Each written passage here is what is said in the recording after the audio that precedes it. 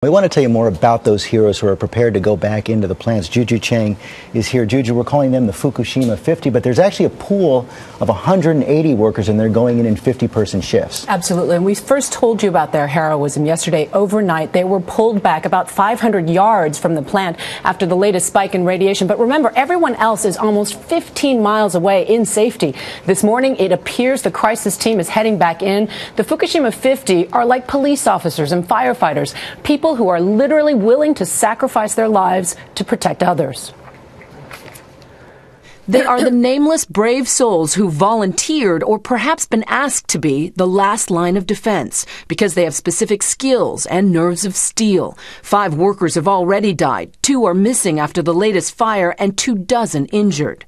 Nuclear experts say the skeleton crew are not managers, but probably technicians, men who have the schematics of the plant in their head, who can fix pipes and unclog vents. They've gone into battle, crawling at times through dark mazes, armed with flashlights and radiation detectors, wearing those full-body hazmat suits, breathing through cumbersome oxygen tanks. All the while, potentially deadly doses of radiation are all around them, their suits protecting their airways, but doing precious little to prevent radiation from seeping into their bodies.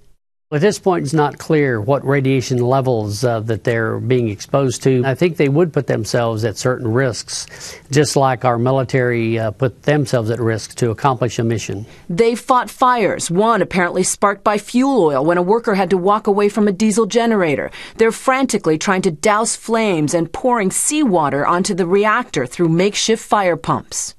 In order to get radiation sickness, you need to be exposed to 1,000 millisieverts at once, but the Fukushima 50 are likely facing levels up to 8 times as high. That's more radiation than a U.S. worker would face in a career, and what some experts consider lethal. Their anonymous heroism is recognized by the world. People sent tributes via tweets. One man wrote, "Whatever the closest equivalent of the Medal of Honor, Nobel Peace Prize, the Fukushima 50 deserve that and more."